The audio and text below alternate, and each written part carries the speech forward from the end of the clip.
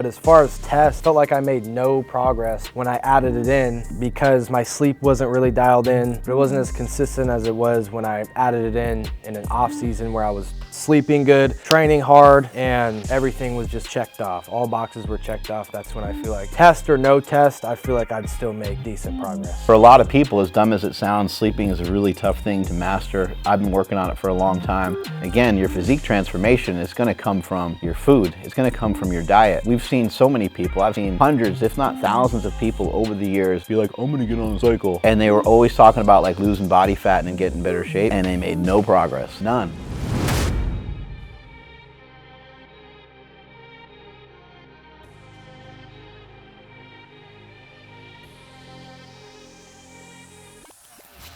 Fucking spilt on my shirt. All right. Is anybody watching? Probably not. But if anybody is watching, we just took some insulin, so we're just down in some post-workout carbs. Yep, I got an insulin shake. I got 1 scoop of steak shake. I got a banana and Cocoa Pebbles. Joe Sullivan. You've got? I got some Post. Who'd you say it's from? Doug Miller, right? Doug Miller Doug has Miller. a supplement called Post, a post-workout powder that I mixed with some water, and I threw it in some Rice Krispies, and it's actually delicious, and some chocolate hydration.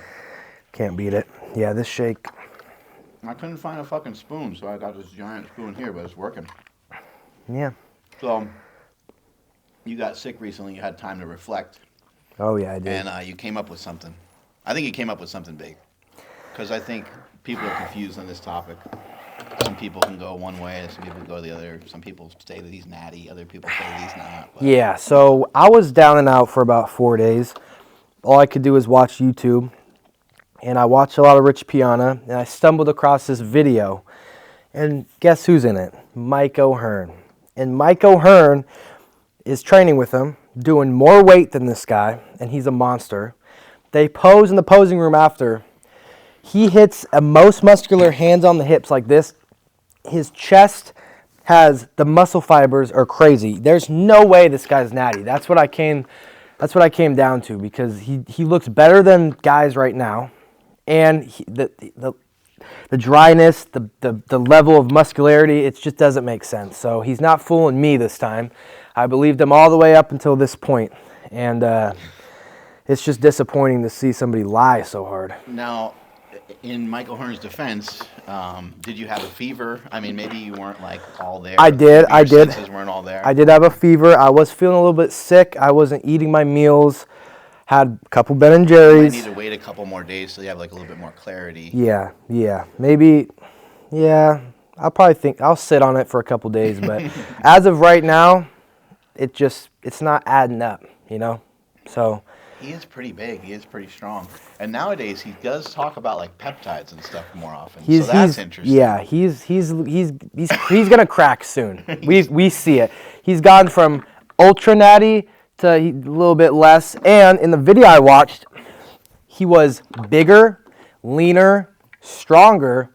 And now you look at him and he is acting, but he's not as big, he's not as full, and he's not as lean. So you do the math. Maybe he's not. Maybe on he's cycle. On a little bit less. Yeah, TRT dose. What do you think about people from yesteryear? The guys, the bodybuilders from like the 70s and the 80s. They used to cycle. Does anybody cycle anymore? Do you hear anybody? You're in your 20s. Nope. Bicycle for cardio. That's the only cycling that's going on. Yeah. You cycle? No, I don't hear of anybody coming off like that. Like even talking to Pete Rubish. It's like you're on like a lot, and then you might be on like less. Yeah, you're on a lot, and then you're on, just a little less, just maybe a couple 100 milligrams less. But me, I don't do that. I honestly, I would say I don't even really cycle. Well, I do, but I don't. I stay on the same level of test all year. It doesn't go high, it doesn't go low. It just stays at about 250 to 300. I make plenty of gains there, and then you're not like Coach Greg on 114 milligrams? Nope, I don't. I just think if I stay on that, I'll make consistent, steady gains. I won't have to jack it up. I won't have to come off or get depressed or anything. So, yeah, that's how I do it. Yeah, you stay within a range that that's not going to have a crazy impact when you come off. Yeah, and I have came off before, and I don't know, nothing really changed. I didn't notice any crazy physique change. Maybe a little less, like, not as good of pumps, but I didn't notice anything. I stayed on my plan. The only thing that happened was I got depressed. So I'm like, fuck that. I'm not doing that. I want high test. I want to feel like a man all the time, and I just do it that way. If somebody is going to come off, you should probably wean yourself off of it first, right? Yeah. A couple weeks. Yeah. Do like 1 cc a week or a handful of weeks, and then and then you would taper off basically, because you don't want to have that feeling of even for myself, who I've never really had much anxiety or depression or anything like that, but when I did come off years ago to have my daughter Quinn, it was pretty rough for like a few weeks, really. Like, it was kind of dark. Yeah. It sucked. And so I would advise anybody. At the time, I just didn't have the knowledge. I wish I did. It would have been helpful. And also, hopefully you have somebody in your corner that you can communicate with. You might, for some people, they might need more than just to taper off. You might need to go see a psychiatrist or talk to somebody, because it can get weird, especially if you have a previous history. It could be super dangerous. Yeah. And I just want to clarify this so people don't call me out if they do. I'm not claiming that all I've taken is tests. That's not what I'm saying. I'm just saying, as far as my dose all year, like, I've tried to add some stuff. I've tried to add, like Anadrol one time earlier in the year. Didn't do good for me. I stayed on for about 2 weeks. I got strong, bloated, fat, and then I came off. So I don't know. I'm just saying, as far as testosterone, that's how I approach it, because I don't like going up and down and up and down. I just like being steady. For somebody that maybe is thinking about getting on stuff, how long do you think it takes someone to start to notice an impact from taking, let's just say a basic stack of just like testosterone with maybe, I don't know, Anavar or something like that? Like, how long something like that takes someone to notice some results from? Let's see, that's hard. When I tried tests, I'm gonna be honest, I was in a cut. I didn't really notice shit. I did that first prep I was here, I tried test, like 200 milligrams of test. I didn't notice anything. I noticed I got smaller and I felt weak, and that was about it. Maybe some fullness and vascularity, but nothing really happened. And then I tried test with... and we got to say that you were also maybe like 20.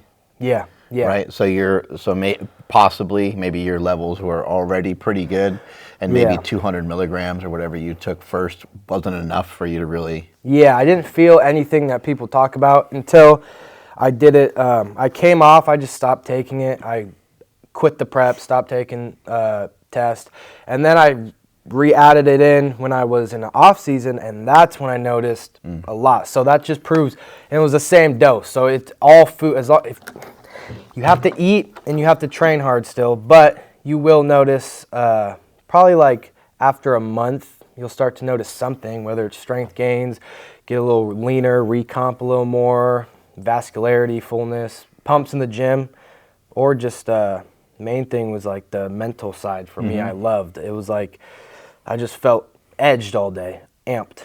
So it takes at least, I mean, you're looking at least 4 weeks, depending on, like, if you blasted something that's faster acting or something like that, and you took a bunch of orals, maybe it'd be sooner than that. But we're looking at a handful of weeks. It's not, and also it's kind of a little bit of a myth, I believe. I know some people kind of feel they like take a shot, they go to the gym and they feel amazing, but performance enhancing drugs, most of them that I can think of, other than like caffeine and pre-workout and some maybe things like that aren't really in the kind of steroid realm, none of them work like immediately. They don't all of a sudden give you like a burst of energy and all of a sudden give you a sense of euphoria. But after you take them for a while, you might start to experience that, because now your levels of testosterone are optimized, they're higher than normal, and you might feel like you have a stronger energy output than normal. Something that something I noticed and experienced over the years is exactly what Kenny's talking about. Is people sometimes they get wrapped up in the supplements. They get wrapped up in the, oh, this guy said he takes insulin. This guy said he takes growth hormone. This guy said he takes testosterone. All those things can move the needle and will move the needle in a big way, move the needle. But your food and your training is super important. You're going to see, I just started doing 75 hard, which is from a friend of mine, Andy Frisella. He started it. He's the owner of First Form. And I was like, let me just take on this challenge. Let me do something a little bit harder because I just want to get like leaner and get in better shape. So you're going to see me continually dialing it in and continually getting a little bit leaner and what's really changing. And people just be like, oh, he's blasting more drugs. But even if I was to show you guys like what the stuff that I'm using and the stuff that I'm doing, I think people would just embellish it and they would be like, oh, he's taking way more, he's lying. You know, there's no way he's only taking a cc of test and taking some carnitine here and there. So anyway, it's interesting, but I think the main thing for young people out there to understand especially is your training and your food. Your training and your food. Your training and your food. And once you start to get those two things down, then you got to work on your sleep. And sleeping is for a lot of people, as dumb as it sounds, sleeping is a really tough thing to master. I've been working on it for a long time. But part of the reason why my co-host on the Power Project is so damn jacked, our buddy Nsima, he's super calm, he's super relaxed, and that guy could fall asleep outside, inside. It could be hot, it could be cold, doesn't matter. That guy could fall asleep. He falls asleep sometimes in between his matches when he's at a jiu-jitsu tournament. Imagine that. Imagine being that chill and that calm. But your sleep, your food, and your training over and over and over again, and how you handle those things is going to help get you big, help get you lean. Yeah. I think a lot of the stuff too, a lot of the bad things I see on steroids or like trend is like always been like the thing, like it's in memes, everybody talks about it. I've never tried trend, but from talking to you, Pete Rubish, other guys, it's like a lot of the bad stuff that comes with it and maybe like good fast acting stuff result wise comes from like maybe something like that. But as far as tests, like, yeah, I felt like I made no progress when I added it in because my sleep wasn't really dialed in. My nutrition was to some degree, but it wasn't as consistent as it was when I added it in an off season where I was sleeping good, training hard, and everything was just checked off. All boxes were checked off. That's when I feel like test or no test, I feel like I'd still make decent progress. I think so many people too are looking to take something to usually get in better shape. Like that's usually a result. Every once in a while, it's like a power lifter. They don't care that much about the shape. They just want to get stronger. And so they might take some testosterone. And as a result, down the road, a couple weeks down the road, they notice they put 20 pounds on their deadlift or something. And maybe they put on like 5 pounds of body weight or something. That's pretty common. But when it comes to physique transformation, again, your physique transformation is going to come from your food. It's going to come from your diet. We've seen so many people. I've seen hundreds, if not thousands of people over the years be like, I'm going to get on a cycle. And they were always talking about like losing body fat and getting in better shape. And they made no progress. None. You didn't see any change. And in a lot of cases, they even get fatter or look fatter or turn more red or turn what would appear to be like less healthy.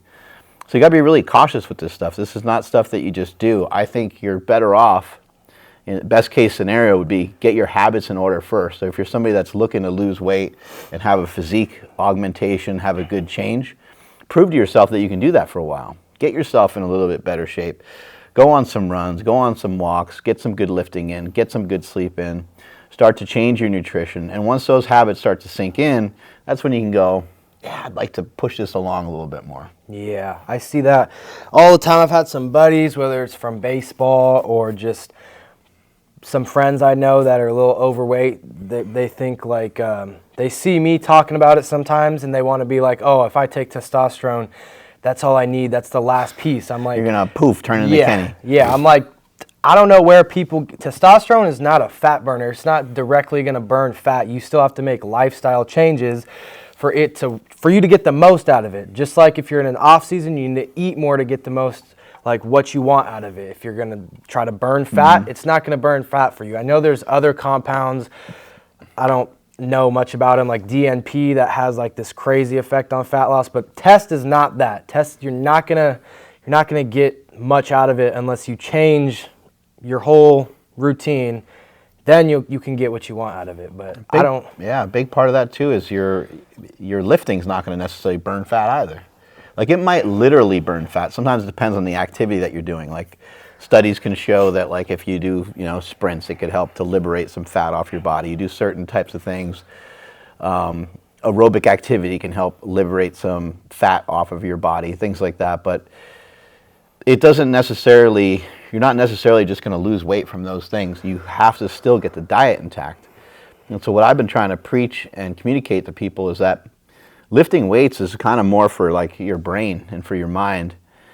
And over time, yes, you are going to build a body.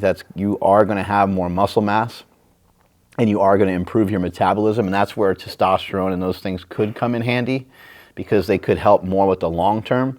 But in the short term, you need to get your shit together when it comes to the foods that you eat. It's really, really important. And I think that so many people are addicted to snacks. So many people are just so tired of being bored for even like a half second. Like if they're not doing something for a half second, then they're bored. And something I started doing with myself to try to fill in those gaps of when there is like a lot of downtime and you just want to keep eating. You're like, oh, I'm so hungry. Mm-hmm. But you're not actually hungry. You're just kind of bored. But in today's world where you just keep scrolling and you're swiping through so many different things all the time, your mind is going a million miles an hour. So a handful of seconds of you not doing much can seem like hours, and it can sometimes fake you out and make you end up eating a big bowl of Pralines ice cream. Oh yeah, Pralines. But what I've been doing with myself lately is I try to ask myself a couple questions is, do you need a nap? So if I'm not doing much, like, hey, this would be a sick time to get in a nap. This is where your mind should be if you're a meathead. If you can sneak in a nap, you're going to get bigger. You're going to get stronger. You're going to get faster. Can I learn something? If I don't feel like taking a nap, can I learn something? Can I read something? Can I watch a YouTube video? Maybe I'm curious about a low-carb diet, and I can look that up. Or maybe I'm curious about a bodybuilding style diet, and I can look that up and listen to a podcast. And the third thing that I'll do is maybe I'll go for a walk. Go for a bike ride. Freaking move around, do something. And you'll be surprised with those little changes, if you can just stop yourself from thinking about just entertaining yourself with food all the time. That's going to cause a huge shift and a huge change, and over time you'll be able to manage your body weight a lot easier, and you'll be able to burn the body fat that you're always trying to burn through these fat burners or through testosterone or through these other things that don't actually really help when it comes to burning body fat. Yeah, no, I agree. I think it's just it's the last piece if you have all those things dialed in. And I've seen some people like in powerlifting and stuff that just neglect all those, and the drugs can only get you to a certain point. And if you neglect all these things we're talking about, you're just going to have to go back and redo it all and take steps backwards anyways. So I think if you set that base of sleep, nutrition, and training and moving more, like Mark said, then you add that in, you're going to get the most out of it. We just hit up shoulders, and we did every kind of raise. Everything that you can do. But I think that you have a unique training style. Like I think that you might think of yourself as just a meathead, and you're just like, I found this, I found that. But I think it's cool. Like I like following you. I've been training for 30 years, and I'm like, hey, what do you want to do? Because I find that it's working. And the pump that we got today was insane. It was wild. So let these people know a little bit about what we did today. Yeah, so it was my first day back in the gym after being sick. Hit up super training. We did everything you could. We started out with what I thought was just going to be a warm-up, but we ended up doing like 6 rounds of dumbbell lateral raises, supersetted with reverse pec deck flies for your rear delts. Every shoulder day, we make sure to hit a lot of rear delts, rear delt Hall of Fame. We will be in that soon, just because it completes the shoulder. A lot of people neglect it. It caps the shoulder too from the side, and it looks really good. I want to say before you go on to about the other stuff that we did in the workout, something that we've been doing a lot of is once we start to do some sets of stuff, for today we did lateral raises and we did the rear delt on the fly machine. and went back and forth and back and forth, and none of us are like, oh, that was 3 sets or that was 4 sets. Like we've reached our limit. That's the Weider principles or whatever. We just go by feel, and so we just kept going and going and going. And I think if you include the warm-up sets, it might have been like 7 or 8 sets. We just kind of kept going with it. And then even within that, it's okay to make some changes. So like I changed, rather than using the regular dumbbells, I changed and used the Havoc dumbbells, and I was changing the style of lateral raise that I was doing. And kKnny was switching up the angles on the rear delt machine. So I think we have a tendency to get like so tied to like you're doing this superset and it's got to be done this like real specific way. And that because I laid out to do 3 sets of it, it's got to be 3 sets of 10 of this, 3 sets of 10 of that. But if something feels good and you do 10 reps and you feel like doing 15, I don't really understand why you wouldn't do 15 reps or why you wouldn't make a note for the next set to go a little heavier. And sometimes the next set go a little lighter. The next set maybe you squeeze a little differently. Like why not switch it up? So that's something that we intuitively do, and I really enjoy it a lot. Yeah, I think I used to be like that too, where it would be like I have to do 4 sets at 90 pounds for reverse pec deck flies. But the more I've worked out with Mark, I'm just like, I'll up the weight by 20, and then the last set I might drop it by 20 and just bang out as many reps as I can. But the whole point is just pumping up the shoulders, just working them, getting them warm, getting all the blood in there. And then we moved on to like the real workout, which was, you know, we did some, after that we did cables, we did side laterals, front raises, we went on the seated cable row, we used the shake strap, and we did some rear delts and some more front raises. Basically we did every angle of raise you could possibly think of. And with the Havoc dumbbells, I was also doing full ROM, full range of motion, all the way up here. Full range half the time, son. Yep. So, yeah, we just killed our shoulders in like little mini superset circuits. And then we put the press at the very end, which I thought felt amazing. I could barely do anything at that point. But, yeah, I think a lot of people get too all over the place about I need to put the press in the beginning, progressive overload, 5 pounds every week. Today, we just completely flipped the workout. The compound movement was at the very end after we couldn't even move our shoulders, and it felt amazing. So you see a lot of high-level bodybuilders do that. My boy Doug down in Los Angeles, Doug Fouché, he does a lot of kind of, I would call it like unconventional training. He learned a lot of stuff from a lot of great people, Mike O'Tren being one of them, along with a lot of other bodybuilders down in that area. Charles Glass, great bodybuilding coach. But one of the things that Doug would do is Doug would do like heavy deadlifts, but you know, he'd have 6, 7 plates on there, and you're like, holy shit, this is crazy. And he's like, yeah, I can't lift anything heavy because I just did an entire back workout. I'm like, that looks pretty heavy. But meanwhile, he did, he did pull-ups, he did seated rows, he did bent over rows. He did all these like lat movements, all these back movements, maybe one other hamstring movement, maybe some leg curls. And then now he's on, the final movement for his like lats and back and trap and building like kind of that thickness of the mid back. And he's like deadlifting crazy amounts of weight. So there's a lot of different ways to set these things up. In working out with kKnny, sometimes we start with like an isolation exercise. And this might be something you guys want to try. It's so simple to do. On your next shoulder workout, just give it a try. Do some type of lateral raise. I would say preferably like a cable, just because it's like kind of easier to get locked in on there. Do like 6 to 8 sets of lateral raises, and then just start your shoulder workout from there. I don't even really need to tell you what else to do. Just pick 3 other exercises after that.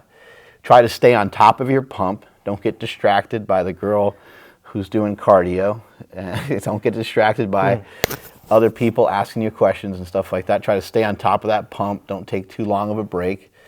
And you're going to have an insane workout because you've got all that blood flow to the area. You sent a good signal to that area already. The area's already got a lot of blood into it. And now when you do your front raises and rear raises and stuff like that, you're going to be able to just shuttle that much more nutrition and that much more blood into that area. Yeah, I think especially it helps, in my opinion, it's helped me like when we would do that for back or something, especially chest. A lot of the stuff that you're just emotionally attached to, like, you know, always starting with the compound for that muscle. Gotta always start with bench. Yeah, so you're the strongest and the most fresh. Like for me, I don't connect well on a lot of chest movements. So if you place this, it's like far past pre-fatiguing. It's just putting it at the very end when you have all the blood in there. You're going to get more out of it, and I would like to think it would put me at less risk of injury if I have all the blood in that muscle and I'm warm, and then I start pressing. You're going to connect better with it, and then you can move it maybe after you really get that connection. You can move it in the beginning a little more, but this is a great way to, you know, get that mind-muscle connection with whatever muscle you're working. Yeah, if you think about some of the compound movements, think about bench press. Like, where do you feel a bench press? It's like, well, I don't know, kind of feel it everywhere. Yeah. It's hard to feel your chest with a regular barbell bench press. Maybe before the barbell bench press, maybe you do some dumbbell bench presses, and then maybe you do some flies, and now you go over to the bench and you do like a 4 or 5 second descent. I bet that you're going to feel your pecs activated that much more. Deadlift is the same thing. It's like, I don't really know where I feel a deadlift. It's just like kills everything. Yeah, how you feel it in your back, you feel it in your hamstrings, you feel it in your glutes. You feel it kind of everywhere, but it's hard to really pinpoint it. But imagine if you did maybe a few sets of good mornings, a few sets of leg curls beforehand. And or maybe you drag the sled for a little while. Now the back of your hamstrings are just, all the blood's in your hamstrings and in your glutes. And now when you bend down to pick those weights up and you do your deadlift, you're going to feel it that much more. And you'll be able to kind of shift your body around to working the particular muscles that you want to work during the movement. There's some people that have never really felt their lats on something like a deadlift. But once you do a bunch of lat exercises before a deadlift, now you can feel it. It's like, do some pullovers, do some movements like that, and you'll be like, oh shit, okay, that's what I'm trying to do when I'm deadlifting. That's how I can incorporate the lats. So some of those compound movements, as great as they are to build mass and to build size and to build strength, they kind of are missing a little chunk by missing a piece of the pie, which is just feeling, being able to feel the weight in a very particular area. All right, so give some of these workouts a try, mess around, place things everywhere, get a pump, mess with every angle. Maybe sometimes start with the compound movement so you can move more weight, right? Because more weight is also something that we want to teach the body to be able to adapt to, right? Yep. If you guys are interested, we're thinking about maybe doing like a program type thing where we kind of track the workouts we're doing so you guys can follow along or take pieces that you like and apply it to your training. So, yeah. Anabolic Activities Handbook? Yep. This is going to be amazing. Yep. Yeah. So. Don't tell them everything. I'll try.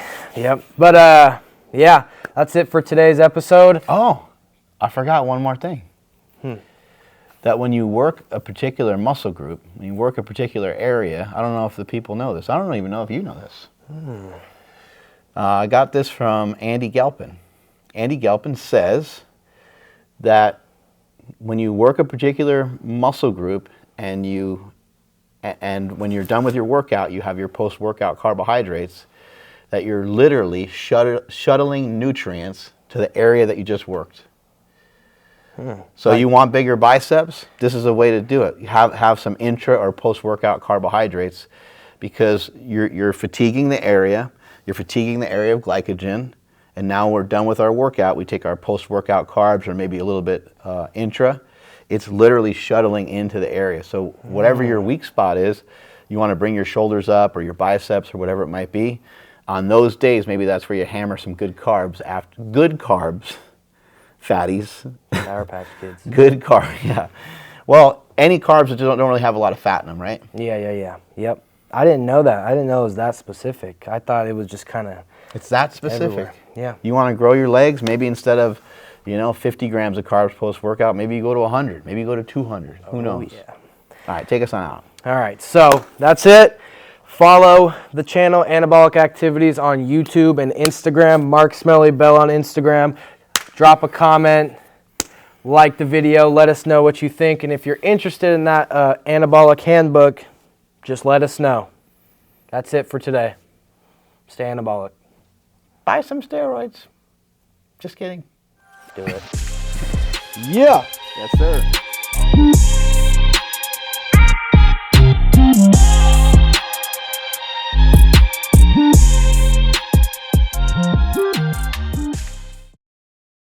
What's up, guys? Make sure to like the video, drop a comment, let us know what you think. Me and Mark go over why you probably shouldn't and why you don't deserve to take steroids, because you don't have other variables of your life super dialed in. Make sure to click on our previous video. The link will be right here. Make sure you click it. It's going to be right here. Let us know what you think on that one too. Click on the video, please.